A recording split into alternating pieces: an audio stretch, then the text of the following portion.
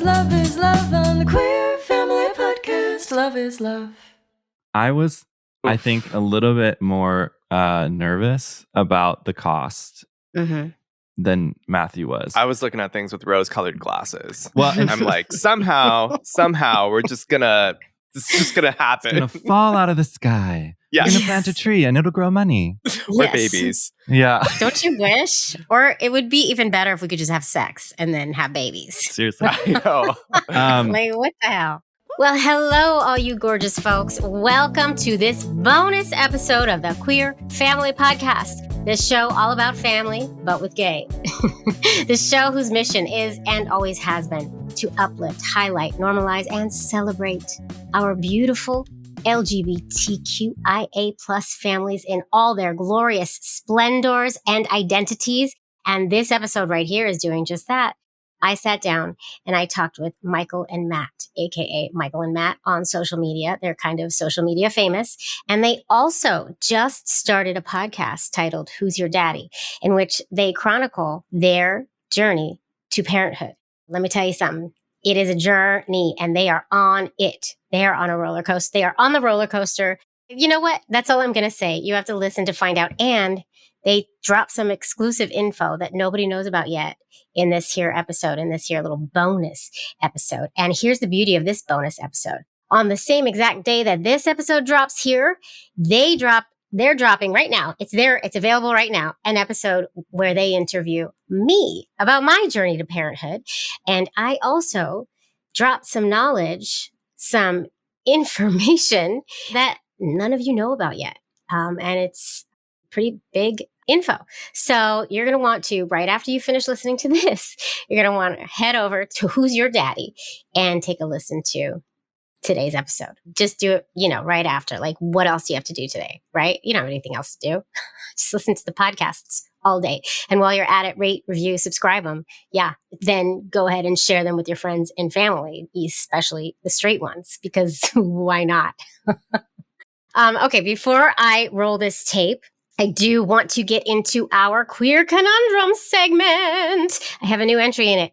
Our Queer Conundrum segment, for those of you who are just tuning in, is where we share, listeners and myself alike, where we share those queer conundrums we face as queer families out here in these straight streets, as you will. The little things that only us queer families know about, the sometimes comical, sometimes very much not comical realities we face out there in the world. And so this one is coming in from an anonymous listener. I'm going to read you a bit of it, and then we're going to have a little laugh. This one's a bit comical, but also a bit sad too, as a lot of times these conundrums are. That's why it's called a conundrum. All right. So I am a Florida-based trans dad who has 2 young sons, both of whom have ADHD, and one is autistic. Recently, the state passed a trans bathroom bill. And I decided that I should probably take them to family bathrooms if we're out and about, because sometimes I need to direct them to do things and my voice is not read as masculine enough. Ugh, I'm so sorry for that. That sucks, right? And because of the kids' rigidity, my wife and I decided we should have an age-appropriate conversation with them about why I am not taking them to the men's room like I normally would. Very normal thing for us to face. And then it gets a little comical in our queer conundrum way. You're right.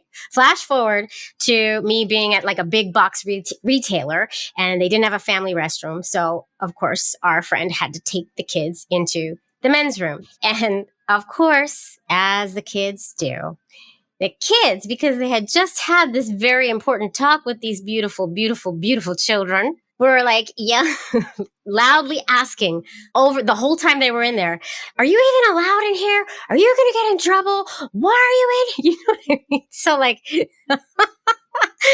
this is such a queer conundrum. This is like one of those things where the thing backfires because you're so open with your kids and you're trying to explain the whole situation, and kids' minds are kids' minds. And thank you for sending that in.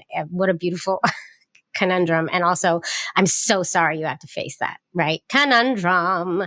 Please, please, please send in your queer conundrums because they're so fun. First of all, they're important to talk about, and they're also fun to share these stories that really just our queer families face. So send them in. I want to hear more of them. The number is 646-470-1840. I would love a voicemail too, because you can call in and leave a voicemail. You can also text if you want to remain anonymous, but a good voicemail is great. And then everybody can hear your beautiful voice.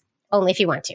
All right. It's time to roll this tape. My editor is already thinking in his head, oh my God, she's going on and on. All right. We're going to do this, Jerson. Helen and Beulah, my lovely, lovely fake assistants. We're going to roll that tape. Okay. All right. They're like being so sweet to me. My assistants who don't exist and who I still continue to look to the side for. They're not even there. There's nobody there. A window is there. That's what I'm looking at. Okay. Helen and Beulah, please roll that tape.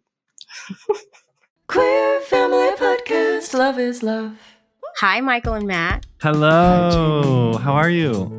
I am good. I'm just looking at your beautiful faces and so excited to hear your story. Oh my God, I feel like ready. I still have like glitter in my hair. This last weekend was Pride in Portland. Disco dance party last night. Where are you? Portland, Oregon. Oh, Yeah, nice. I know, a I'm late Pride so weekend. jealous of your lives. I am very jealous of your young lives. So here's the deal. I don't want to give it away. You're going to give your elevator pitch. But Michael and Matt host this new podcast called Who's Your Daddy? Yes. And y'all have to go listen to it. I already told you have to go listen to it. But you know what? We're going to go right into this 30-second elevator pitch. And I am going to put a timer up. I am. But don't you worry your pretty heads off. I will never cut you off. And it doesn't matter if you run over. It's just a fun way to get to know who you are, Michael and Matt. Okay? Mhm. I am so nervous. Don't be nervous. I'm ready. Okay. Okay. Are you ready? On your marks. Yes. Get set. Go. Michael, go. Oh, gosh. Hi, we are Michael and Matt. I'm a Midwest boy who married a West Coast boy. We lived in Nebraska for like 4 years. It was a very big struggle, but we made it through. We ended up getting married in 2018. And a couple years later, we decided that we wanted to start a family, and we started looking at all of our options, and we landed on surrogacy, but there were very few resources out there. So We decided to make a podcast decided to about make a all of podcast. the non-traditional paths to parenthood. Exactly. We're going through the process now, so We're in we're the middle of it. actively discussing it while we're going through it. And I'm done. And we're here. Boom. Okay. You went slightly over, but I'm not Dock holding the that points, against you. dock the points. Were we the most nervous elevator pitch guests so far? Not at all. Not at all. Just run on high It's anxiety. so funny. I shouldn't say this because you're going to interview me, but people who interview me like turn it back on me without me knowing. And they're like, why don't you give us an elevator pitch? And then I realize how nerve wracking it is. So I apologize. I'm going to ask you that tomorrow. Yeah, I love this. I really just did that. Okay. All right. So Michael and Matt, you are going through the process literally in real time, and you're basically documenting it, which I freaking love. I think this is great. Honestly, I started my baby making process. We started it 10 years ago for our first, and there was nothing then, nothing, which is why this podcast came about gradually. The truth is there is more out there now, but you still were like, we don't know what to do. There's so many choices and there's not enough resources for us. So now here you are showing up, being visible, and becoming a resource for so many others out there. So kudos to you. I feel like we just sat down and we were like, we need a way that we can have longer conversations about surrogacy and about all of this, because like we don't talk enough in depth as a couple when it comes to these things. I feel like we're like doing our own research and figuring things out. And then we come together and we're like, wait, what are we doing? Wait, what did you find out? So even like being able to sit down and do a podcast and talk to other people who are experts and who do know a lot about surrogacy, like you, like, who's experienced so much from this industry, and being able to share that information, I think is like super important. Yeah, and I think we knew we had followed a few people that had gone through surrogacy and adoption online, but I think what I was noticing is I was like, oh, I see the end result, but I'm like not really sure how they got there. And we can individually talk to them, and we were like at the beginning talking to different people, but then I was like, wait, this is like, we're like learning so many things. This is valuable information. Maybe in some way we can help like gather it and then like concentrate it and and help other people who are like going through these processes. Yeah. I think it's wonderful what you're doing. And I think that you're going to help a lot of folks. Let's talk through this because as we know in queer family building, so many decisions to make. So let's take it back. You met, you fall in love. Did both of you see, like we take it all the way to the very All the way beginning. back. Did both of you always know you wanted kids? Yeah, I think so.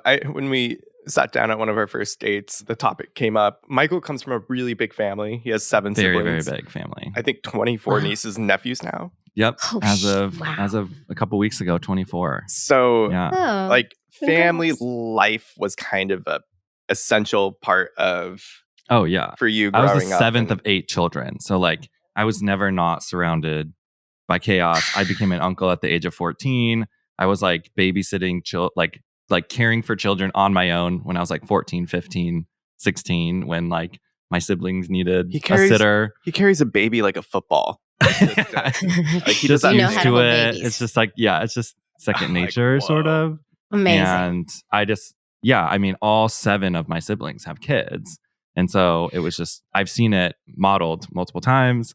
And I just always had that in my mind. But obviously, coming out, you know, you're like, it's going to be different. This is where I was going to go. And I was never like, it's not going to happen. Mhm. But I just knew that it was going to be different. I wasn't Right. sure for me.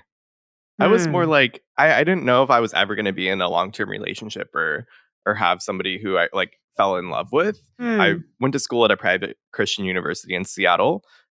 Oh. So I was very much like praying the gay away, being a good Christian. Mhm. And I dated women through most of college, and I didn't come out until towards the end of my junior year. So things started to change then, but even so, I didn't really see myself in like a long-term relationship until I met Michael. And then I was like, oh, this feels different. It's just so Right, interesting. right. And I think maybe it's where we grew up sort of thing. I don't know if like being in a large city had any impact on that. But in the Midwest, it's just like you grow up, you go to college, you get a job, you get married, you have kids. I don't know. It's just like, that's just the model. And so I guess I was just like, it's going to be different, but I'm going to figure it out. I don't know. Yeah. Maybe. Right. This is something that we think as soon as we realize, okay, all right, no, I really am queer. This is who I am. Like was the moment we really realize it, then it's, okay, what's my life going to look like? And all these questions just start popping up right away because we have so many questions to answer in regards to that. And even like with you, Matt, like you weren't even sure you were going to be in a long-term relationship because it sounds to me like possibly it wasn't represented in your world. Wasn't modeled. Right? Yeah. Right. Yeah. No, it Right. wasn't. And that's why visibility really matters so much. Right. Right. But like you go through that process, even in your youth. Okay. I don't know if kids are in the making for me, or I do definitely, I'm going to figure it out. So you're there, you meet each other, fall in love. And then when does the conversation about making a family come into play together? I think it comes into play pretty soon after we get married, but it wasn't like we need to figure this out right now. It was sort of like well, what are our next steps? And my next step was always like, we need a house first. I'm like, I don't want to rent. I don't want to like have a child and then we move like when they're like 1 or 2 and we're like trying to move everything. It just seems like It was so too funny much. because like when these conversations came up, Michael was like, nope, we need to do this first, this second, this third. It I was said, there's like a formula. prioritization. There's a formula. Yeah. Yeah. You're not alone in that. Yeah. First step for me was house. And then once we got the house, it was like, okay, like when do we feel like this is going to be a good time for us? I was going to nursing school at the time. that's right. So it was kind of like we wanted to Getting through school. Yeah, get through school, figure that out before we kind of like started the process officially. Mm-hmm. And then that was, Yeah. we 'Cause you started looking finished- into things more seriously. you And finished- kind of like doing our research and interviewing agencies and trying to figure out like, what are we doing? Where are we going with this? And so then it was like, okay, nursing school is done. We have our house. And so then it sort of just led into that 2022. Okay. And was it like you knew you were going to do surrogacy? No, So yeah, what was that conversation? we were bouncing around quite a bit. Man, we do want to do foster care and foster to adopt. We know people in our lives who have gone through the process, and we talked in depth with them about kind of like what their experience was like. And I mean, we've been watching from the sidelines in some way too, because your sister did foster to adopt. Exactly. And again, just like pragmatism, I think, or things that I've seen modeled, right? So all 7 siblings, straight, cis, and they've all had kids through natural processes, right? What's wrong with them? What's wrong with them? I know, seriously. So boring. We'll forgive them.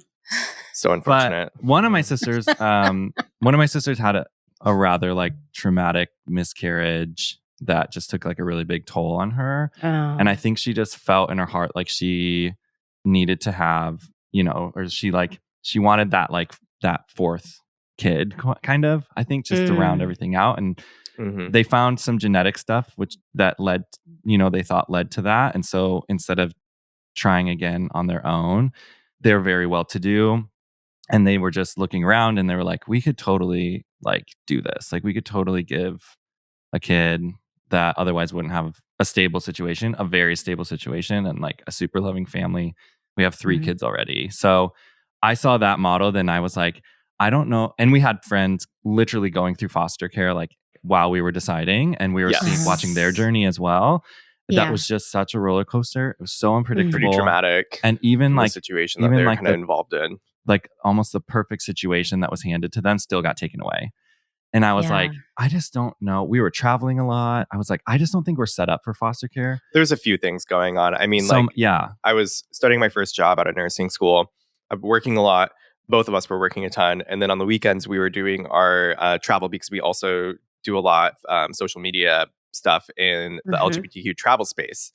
And that's still like an ongoing business. So like knowing that we do travel so much currently, it was kind of like this decision of like, well, we can't necessarily cut out all of our work either on the medical side of things or through our like at-home business and traveling, doing that. So we kind of had to make the decision of like, we can plan in advance to have a kid, but we can't really take in for foster care right now. Right. Yeah. And you have to know, I mean, you have to know yourself and you have to know what you're capable of, especially when it comes to fostering, because you could get a baby. Like once you're approved and stuff, you could get a child. And like tomorrow. The next day, like there could be a child in need. And, And I think a lot of things that we were also seeing, like we had seen a lot of just people that we knew online who had done surrogacy. Again, we had seen it modeled. And I had seen maybe a couple people that had kind of talked about their story of adoption. But I think we just were like, wow, I think this is maybe more... It looked more straightforward. Or there was like a step-by-step straightforward. Gay forward. It's a step-by-step where you could just go through it and like you can get from point A to point Z somehow. And we thought we would have some kind of semblance of control over it all. That is a lie. I was always, I mean... First lesson in parenthood right there. First lesson in parenthood. I know. No control. No control at all. As these roads to queer parenthood go, surrogacy seems at least like you got a checklist to check off, right? Yeah. Yeah. There's there is a roadmap with steps that you can kind of check off. Whereas I think foster care, foster to adopt, and adoption, somebody else is sort of like, helping you with that process or facilitating that process. But ultimately, at the end, you don't know what's going to you don't really know what's going to happen. I guess it seems more unpredictable, but it's really not. Like they're all unpredictable. They're all unpredictable, honestly. Yeah. They're all roller coasters. Yeah. Which is why we need more podcasts about it. I know. Once you start this roller coaster, you take some twists and turns, don't you? Yeah, you definitely do. Yeah. So, so you really contemplated foster to adopt, and then you said, okay, no, that's not going to work. We think we're going to do surrogacy. To start, yeah. That's an expensive route. So incredibly. What was the conversation about cost and like, how are we going to do this? And walk us through it. I was, I think, a little bit more nervous about the cost. Than Matthew was. I was looking at things with rose-colored glasses. Well, I'm like, somehow, we're just gonna It's just gonna happen. It's gonna fall out of the sky. Yes. You're gonna plant a tree and it'll grow money. Or Yes. babies. Yeah. Don't you wish? Or it would be even better if we could just have sex and then have babies. Seriously. I know. Like, what the hell? I was just kind of like, we're just gonna start it, and somehow it's all gonna come together. I think. Yeah, right. I also feel like in Matthew's life, people have presented him with challenges that have been like, "Oh, you can't do that," or like, "Oh, that's yes, too hard," or please "That's do too tell expensive." me about my life.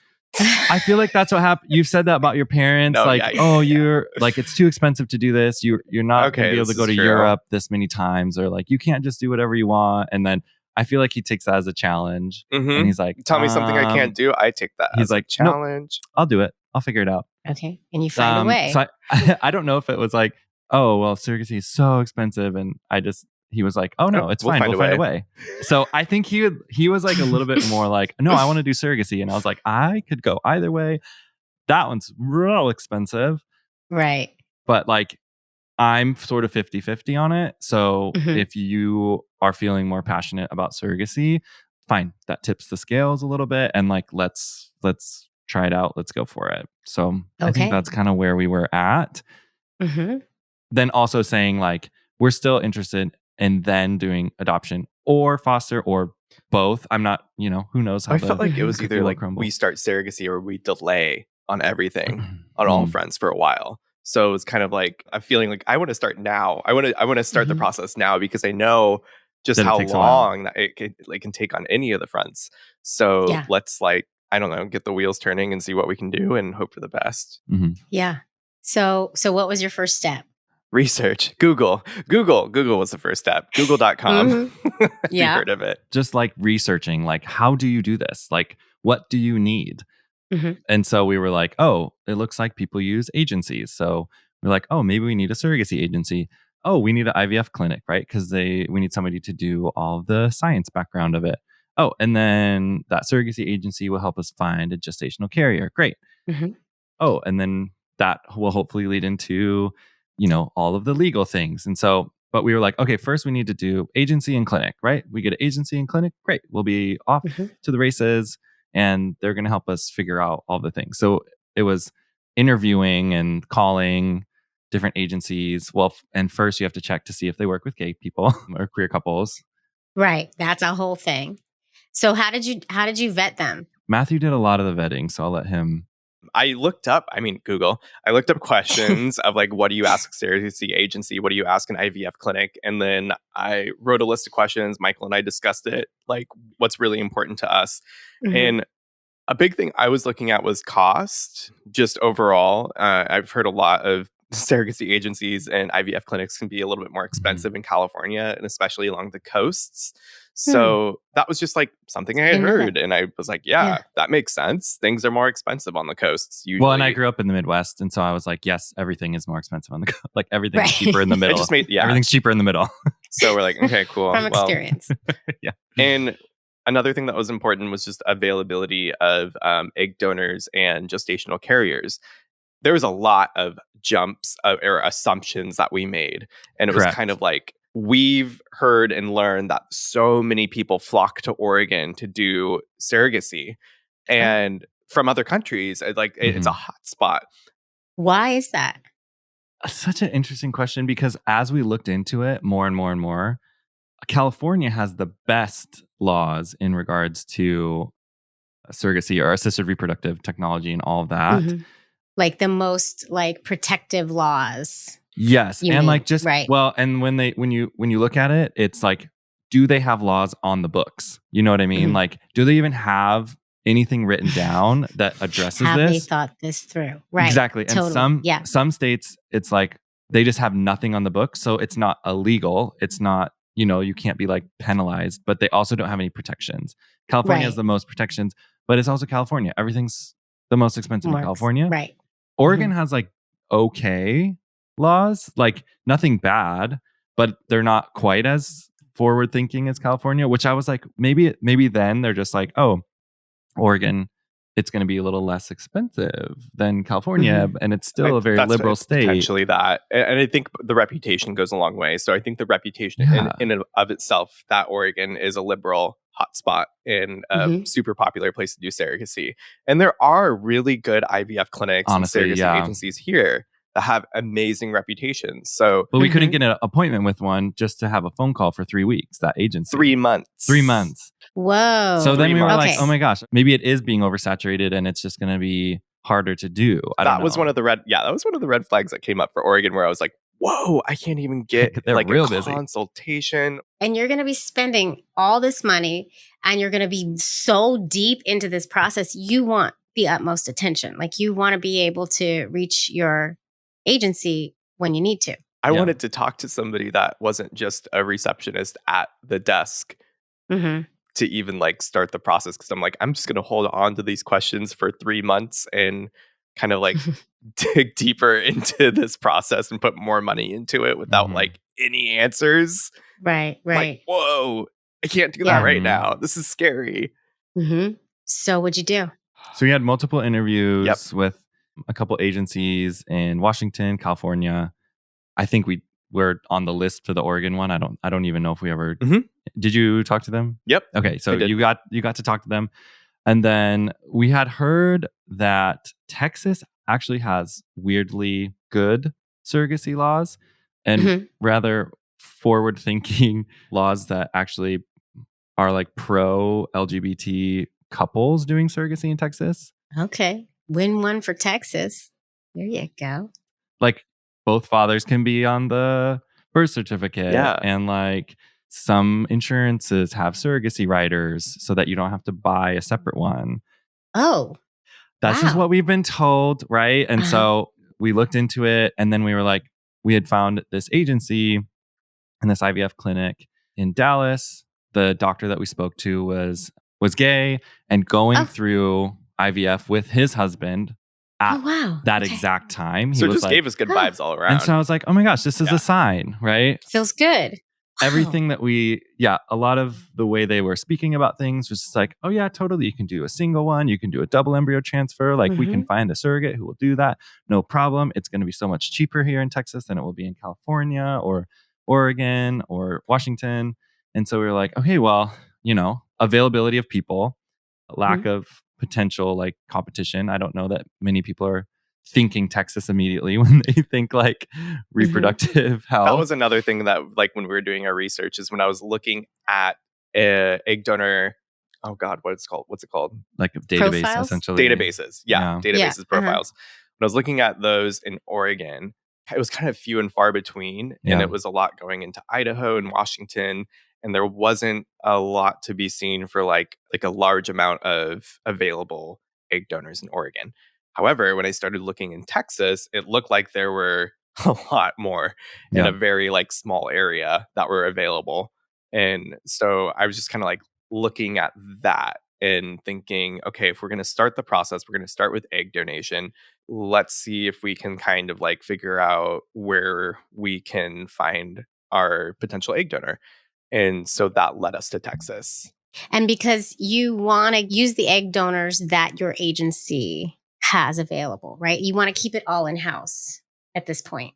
Yep. I wanted to have all of our... Or IVF clinic. Yes, but I wanted to have Right. everything kind of like in one area instead of trying to like spread it out across the country. As we talk about this, it doesn't sound weird. Sounds like it makes sense. Yeah. So a lot of the things that we were doing and thinking, like logistically, I'm like, yeah, this kind of makes sense. I think the big kicker was though that it is across the country. Yeah. Like that is really far away for us. Yeah. And to think about like it's not a big deal, to do the egg donation and the embryo creation there. I think like that's fine. But the thought of like having a gestational carrier in Texas or even just having your team of people so far away and not being able to go to the IVF clinic here or to the surrogacy agency here, as we've kind of like continued on the process, we felt that distance, that geographic distance where we're just like, wow, that's really far away. And we got to the point where like, no, we do want a gestational carrier in state or close by. That's pretty important to us for this process. And that can be hard. That can definitely be hard to find. We need to pause because we like everybody at home the listeners know, and maybe if you're a new listener and you're not a queer person and you're hearing this, the amount of thought and intentionality and planning Yeah. that goes into these family building journeys. Like Mhm. you're still in your process. Like, Yeah. I don't know how far you are into it, right? But like already we have talked for like 10 minutes just about this decision because Thinking. so much Mhm. goes into every single step of the way. And I just want to highlight that. I like to highlight those things because Yeah. Yeah. God, we go through it. We really go through it. We're so intentional, right? Okay. So what did you do? Where'd you go from here? So we did end up signing with an agency in Dallas Oh, you did? Okay. who worked very closely with a fertility clinic also in Dallas. Uh-huh. We're feeling very positively about that. We went down, or we found our egg donor through our agency. What was that like? What was it like? That donor search. I call it the search for Superman or the search for Superwoman in your case, right? You get crazy. You get crazy. It was a lot of just like scrolling profiles, Uh-huh.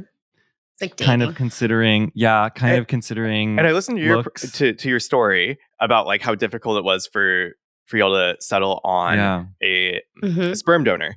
And Mhm. for us, I don't know, it seemed we did not get so caught up in that. It was kind of like, did they seem fine? Great. But our biggest thing was like, we want to talk to them. Yeah. Right. That was our big And thing. you get that with egg donor. We don't get that with sperm donors. Oh. With I know. Yeah. sperm banks. So it's literally like, look at their pictures, read their stuff, But this is, so I wanted to ask you, like, is this an Yeah. open egg donor situation where you get to know the person before you choose the person? Like, how did it work out for you? So we had a Zoom call with It's two amazing. potential egg donors. So we went through the whole thing.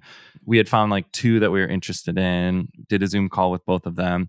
But the second one, like her profile was just like so immaculate, meticulous. She had written so much and they ask a million questions. Yeah. Mhm. And so we were like, oh my gosh, I'm just already getting a good sense, of how intentional she is about this process.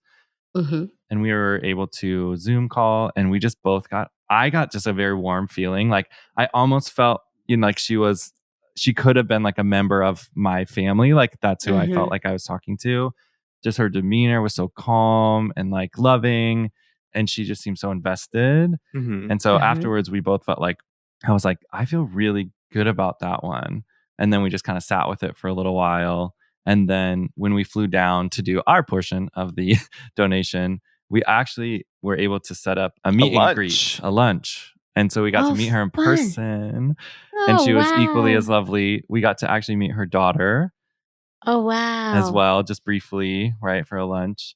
And then we got to like kind of correspond back and forth as she was doing like Oh, the that was super cool. injections. And Yeah. we were trying to just, send her some But encouragement. what we heard was that it was like super rare. Like that's not something that normally happens through Oh, really? the surrogacy process. Most couples opt to not not talk to their egg donor. Right. We were talking to a couple and they were like, ooh. And I was like, was that a bad idea? Yeah, I was like, oh, did I make a mistake? I think everybody is so different, right? But I think personally, I feel, and to each their own, and there's no judgment, there's no shame in whatever path you choose. But personally, I feel like if I have an opportunity of knowing more about my kid's donor, I want to. Mhm. So, I understand your decision there, but I also understand folks' decisions to not want anything to do with 100%. Yeah. that's a decision that needs to be made, and that's a deep conversation. And here we go Mhm. again with the intentionality and the planning. Yeah, it's yeah. it's one of the decisions. Mhm. So you chose to get to know the donor, which is amazing. Mhm. And then she went through it. She got some eggs, Mhm. Yes. produced She some did. eggs. Everything that happens through surrogacy, you can't control it. You can't control nature, biology. You can do as much as you can to help to put everything in the best scenario to have the best outcome, but you still can't control nature. So at the end of that egg donation and embryo creation, we ended up with 4 embryos on my end Mm-hmm. and 1 embryo on Michael's end. Mm-hmm. And we do each one, we're hopeful to each have our own child at the end of this, Mhm. whether that's going to be through a double embryo transfer, one from each of us, or a single embryo transfer 2 times. Mhm. Right. Yeah. Gotcha. Sibling Gotcha. journey. Sibling journey. Yeah. But So that takes me to a question about the biological connection, because at first you guys were thinking, all right, let's foster or let's adopt. And Yeah. now that you're at surrogacy, it seems like you both kind of do want to have that biological connection. So what is the conversation around that? I ask this of everyone because it's really hard for some folks and it's really not a big deal for others. So what's your thoughts? It's such like a question that I'm like, I might be saying the wrong thing. Then it can be that's heated fine. or like walking along a balance beam. But for me, Yeah. it's honestly like we are, I think like $75,000 into this process. Oh my God. Yep. And I have 1 embryo Mm-hmm. that has a slightly lower chance of like implanting, not miscarrying, making it to full term. And so many people go through multiple embryo transfers, right? Because they fail. Mm-hmm. And I think it's honestly, unfortunately, like obviously we have his embryos and that's great. But like our plan, right, through this whole thing Mm-hmm. was like to maybe at least have 2 or 3 each. And then when we call and we're like, what would it cost to do Another round of egg another donation. another round of like egg donation and insemination? They still have, our sperm in a couple vials, right? Because they don't use all of it. And then the price tag is like $25,000. More. Like, yeah, that would have to come out of our pocket. And I'm like, well, that's almost an entire adoption agency fee. Mm-hmm. So it's already so expensive. But it's like, it was a process. I think it's the completion of the process, right? Like we had this idea going into it. And then if we aren't able to achieve it, and it's not so much that it would have to be a biological tie. I think it would just be that like our goal is to have kids, obviously number 1, but also our goal was to see me reflected and him reflected. And that's the thing. And even though it's not the most important thing, it's one of those things that's in your mind. Like that part wasn't achieved essentially. This is something that's really unique to our families, right? So when you're going to go the adoption route, right, you're both not going to have a biological connection. Yeah. So it's like we're both in the same boat. But when you go a surrogacy route, or like in my wife and I's case, like a sperm donor route, one of us is going to have a biological connection and one of us is not, right? Then you're faced with this like, well, shit, if it's not me, like all of a sudden you're excited about this connection. And not everybody feels this way. I very much felt this way. I was having all kinds of feelings that my wife was going to go first. But this is something that is super unique to us, to queer folks in this family building space. Like one of us has to be like, okay, if it turns out that I'm the one that doesn't have the biological connection, I have to get right with this. Right? Right. And knowing that the child's going to have a biological connection to one of you, and it might not be you. That's something that sometimes takes some personal processing, work. Yeah. Definitely. Yeah. And we're not perfect, Like, well, and I think it's kind of like a natural thing to feel uncomfy about. I think that it is very acceptable for a straight couple to feel that way, right? Because, oh my gosh, we've been trying. And then, but nobody, when they're like, we're trying, nobody's like, well, just adopt. You know what I mean? Because they're like, oh, well, you're straight. You're obviously supposed to have kids. Right. Totally. Right. And then they go into IVF and everybody's like, oh, it's such a struggle for them. I know. And then we do that must IVF be hard and they're for like, your husband. Yeah. Yeah. And then we go through IVF and they're like, why are you doing all this? Like, just adopt. You're and so selfish. But it's like, right. And it's not selfish. I think that it's more acceptable because they're just assumed that they're going to be able to have biological children. They deserve it. They're more and deserving. They get IVF. And it's okay for them to have that, like, oh, we want a biological child for our own. But then when we do it, they're like, oh, it's such a hard process. Like, why are you doing it? And you're so selfish. Yeah. And I just want to say, it is not selfish and it is totally valid and normal to feel some type of way. about not having a biological connection. Yeah. And it's also Yeah. totally valid and normal to feel to not feel some type of way about it and be like, nah, I don't care. Right? Mhm. We run the gamut. So, you just have to sit with your feelings and live with it. And also you're going to have to get right with it, possibly not being one of you. Right? Right. Yeah. In an ideal Definitely. world, they both go in, you get the twins, one of each. Like, that's like, wah, that's Yeah. the beauty of the Amazing. 2-dad family building journey, that you can each actually get one in the Mhm. same drop. Mhm. But it doesn't always work out that way because science and nature and, you Right. know. It really is complicated. Mhm. Yeah. So, okay. So you're at this place where you've got the embryos. Mhm. Do you have your surrogate yet? We do not. Oh, no, no, Okay. we That don't. is a long, Deep in that search. long searching, waiting process. Uh-oh. What's going on? So, yeah, that is like a big thing is that when you. Okay. So. He's like, So let me much. gather I my know. thoughts. It's so much. It is. Mhm. But you got to like consider that, again, rose-colored glasses when I'm starting this thing, I'm thinking like, all right, we're going to put some money here. We're going to put some money there. It's going to like shake around, do its little thing. And then like, we're going to somehow come out the other end with a gestational carrier ready to go. Mm-hmm. Mm-hmm. God, no. I know. You kind of have to go on in there with blinders to a certain degree, though. Oh, Like, yeah. because if you knew how hard it was going to be, Totally. right? Like, Yeah. and it might, you might get lucky and then boom, it really does work that way. So you never know. And I Mhm. think my biggest mistake or my biggest like thing that I didn't really realize going into this is just how much ability that we have to pursue this process ourselves or on our own, because Mm. we just thought we knew we had to have a surrogacy agency and IVF clinic to go through this whole thing. And of Which course I- you have to have an IVF clinic for the which I science think part. is- Like, of course, like we know Right. that. But Which I think is like one of the things that we would have changed about our process is Yeah. we would have vetted just IVF clinics. We should have just vetted IVF clinics Mhm. and not thought about the location as much or the agency or like the surrogate part of it.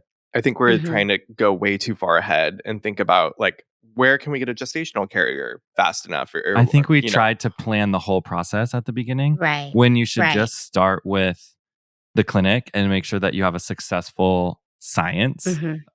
to go forward with before you start sinking money into other things. Because we have a retainer, $16,000 retainer for our agency, and that money is Yeah. out the door. We cannot use that to do more IVF stuff right now, So Oh. it's gone. And Right. so now it's like, well, I have the one and we would have loved to have more, but Right. we have already spent all this money that's going somewhere else. So Right. So I you mean, have yeah. to move forward with what you have. Yes. I mean, we could always, yes, unless we win the Powerball. Or- So the Powerball Right. is looking good right now. Don't we all need that? All right. So you're just kind of between a rock and a hard place right now, like trying to figure out. We felt that way months ago. Yes. When we Okay. were kind of like wrestling with this. I mean, we had some days where we're deep in conversation. We're trying to like figure this out. And we're like, what the hell did we do? What are we doing right now? Just like second guessing all of our decisions. One of the best fertility clinics in Oregon is literally 5 minutes down the road. And I was like, Oh, are we just so stupid? Like, we should have just gone there and like had everything done here first. And anyways. yeah. But I mean, so hindsight, right? I Learn think- as you go. I think this is a hard process to go through without being like, oh, what if we did this? What if we did that? Yeah, there's a big what if game that you can play. But Mhm. after we kind of like had our pity party, we We're still in the pity party. I basically like starting our podcast. That is what changed everything. I am telling you right now, Oh, because yeah. we got into That's these true. conversations with others, and not just Mhm. simple conversations where I'm asking a few questions. We're having hour-long conversations with people who have gone through the entire process themselves, with experts, like people who know way more than we do. And like holy crap, it completely opened our minds to how vast the non-traditional passive parenthood can be. And it's not Mhm. like there's one way to do it. Mhm. And Mm-mm. so from it just kind of, we're like, epiphany. Whoa. Right. Like everything that we've done so far doesn't have to be what we do. Mhm. Right, So right. like we can we felt this like loss of control, kind of like powerlessness of we're just stuck in this money cycle and we can't really. Just waiting for our agency to figure out the next step for us, kind of thing. Mhm. And I was like, why are we just sitting here waiting, feeling bad for ourselves? Like Mhm. right now we're just waiting to see if we get matched with a gestational carrier, and who knows how long that's going to be. Like, why don't we just start putting messages out there and seeing like if we can find someone ourselves? Because And most of the people that we talked to, that's what they did. who we saw, Right. they had successful surrogacy journeys. They got their singletons or twiblings. We started interviewing them and they were like, oh yeah, we just interviewed people on our own. We didn't have an agency. Like we just did it independently. And we're like, what? I thought everyone needed it. Yeah, well, I've spoken to a good number of folks who found the surrogates on their own as well. Yeah. Like one couple last season put something on social media and found their surrogate that way. And one of them, a sister-in-law stepped up, so Yeah. the lesson I learned there was just be open about it and tell folks. And you just never know. You never know who's going to hear that and say, you know what, I want to help you. You just never know. But also know that might not happen. Right. And, Yeah. Right. And then there's also the thing that I think about that comes with an agency is like the legal side Mhm. and just like getting everything like zipped and buttoned up in the right way. Mm-hmm. In a simple way. Yes. Right. Whereas when you go off on your own, you need to make sure that you're dotting all the I's and crossing Yeah. the T's and making sure everything is. 100%. But that was the other thing is like when I started opening up about like, we're waiting, it's kind of in this financial situation, all this, other people in the Portland area who have gone through surrogacy, I started having conversations with them, and they were like, oh, I know a lawyer who does this for all of the gay couples in Portland, Right. blah, blah, blah. Right. And I'm like, Right. oh my God, I had no Yeah. idea. Mm-hmm. Yeah, So we call this queer drafting. You just use the folks that the person before you did. Yeah. exactly. I'm like, okay, great. Like, Yeah. they've had very successful cases of surrogacy, and that's amazing. And like, let's do what they did. Mm-hmm. But Mhm. if any, like, through this conversation, if anyone gets anything from this, like, I just want to say you are capable of doing way more than you might think in this process. Mhm. Like, you should feel empowered in your ability to do things for yourself in it, and to do your research, and to have those conversations, and to find a gestational carrier if you want to.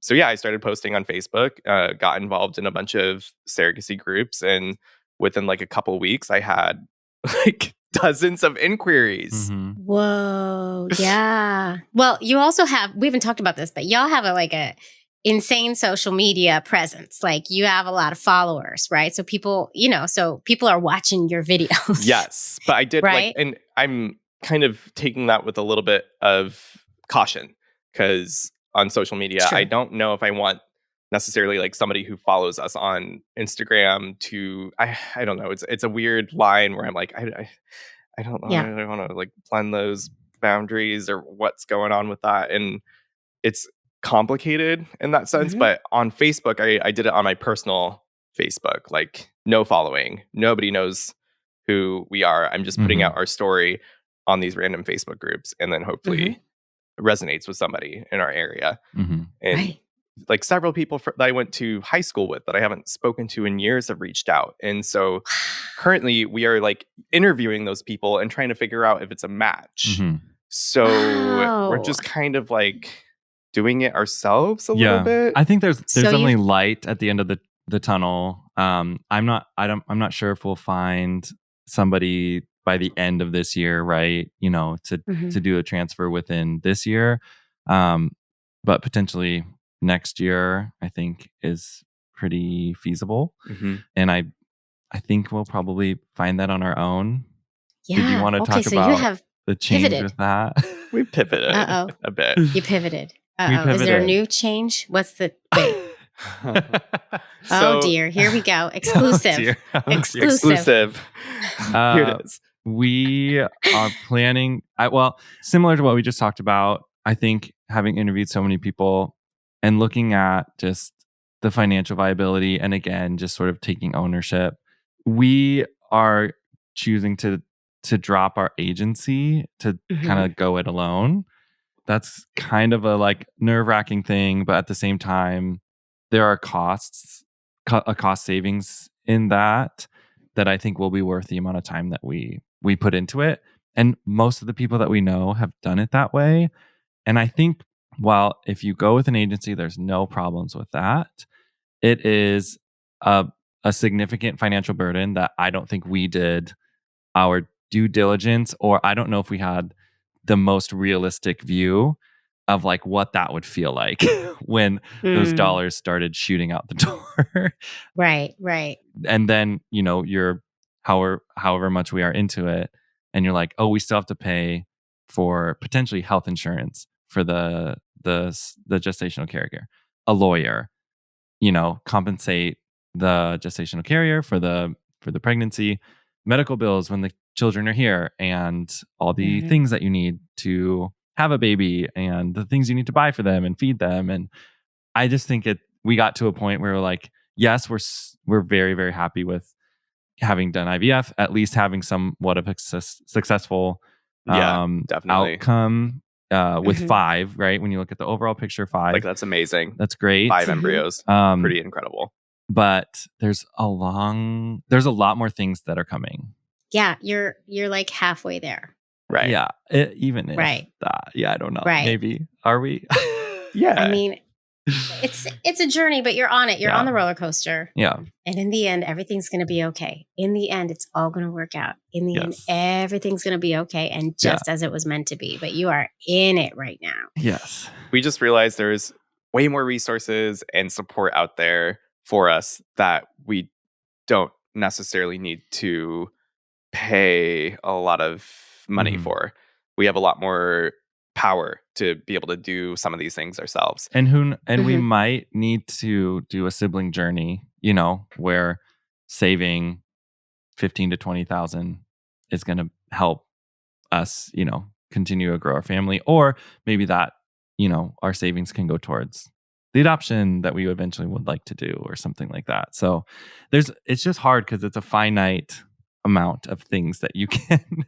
Your bank account is only so full. Yeah, if you're lucky enough to even, have the bank account to start off with, right? Exactly. And all the steps now that the agency was going to take with the surrogate, like the mental health screening. Correct. And so now, like you have kind of like a blueprint for what you have to do when choosing a surrogate. We've at least gleaned some information. Yeah.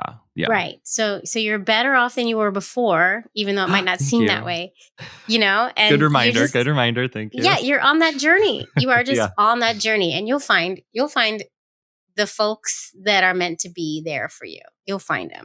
Yeah. The lesson I'm learning from you, and I learned this so many times from so many guests on this show, like keep an open mind. Don't be afraid of changes on the path, right? Don't be afraid to pivot. Also, you can take it one step at a time, especially on a journey like yours that has so many steps. You can go check one little box off at a time. And like, don't stress yourselves out over this huge, big picture, because who knows where it's going to end up. Totally. You two are doing an amazing job. And just stay strong, stay hopeful. You got this. I'm so excited for you. I feel so much better than I did a few months ago. A few months ago, I was like, I don't know if we're going to do this. Like, this is crazy. Like, I don't know. Like, we were freaking out. And now I'm like, we got this. Yeah. Good. It's going to happen. It's going to happen. It's not going to happen tomorrow, but it's going to happen. Yeah. It's going to happen. Dang. I love it. It's hard, but you're doing the right stuff. And you started a podcast that everybody needs to go listen to. Yes. Right now. Please. everybody at home where they can find your show. And then also, I already told you in the beginning of this episode, but you need to go listen to their interview with me where I dropped some unknown information that y'all haven't heard yet. Some hot and spicy. I am so excited to hear it. I know. That's a conversation that's going to happen. They actually haven't interviewed me yet, so they don't Not even yet. know. Yeah. And we only know we only know the title of the book, we don't know any of the really details excited to yet. dig into those chapters. Yes. Oh my God. But okay, so where can everybody find you? All the places. They can find us at Michael and Matt on Instagram, at Michael and Matt 1 on TikTok, and Who's Your Daddy podcast on Spotify, Apple Podcasts, or wherever you listen to your podcasts. Or available on all streaming platforms. YouTube.com/Michael and Matt as well has all the full length videos. Episodes. If you love watching video and how we interact back and forth, or facial expressions, or you want to see our guests. It's a whole nother experience, talk. Facial expression. Yeah. Mm-hmm. Yeah. It's the best. It's the best. So go check them out. Go subscribe in all the places. We're all sending you good baby juju. Good. Thank you. Gestational carrier juju. Yes. Thank you. It's going to happen. It's going to happen. It's good. I feel I'm excited. Feel it in the air. Yeah. I have a renowned excitement in this now. Yes. Oh, good. It's going. It's happening. Well, thank you so much for having us. Thank you. Queer Family Podcast. Whew. Well, folks, I hope you enjoyed that episode as much as I enjoyed it. And if you did enjoy it, feel free to listen to another or watch another. I have so many episodes for your listening or viewing pleasure. Just go pick one and enjoy. There's a lot. There really is.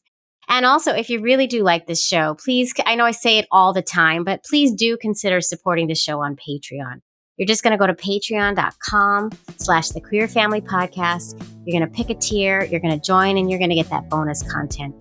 And you're also going to get my love and adoration for the rest of my life.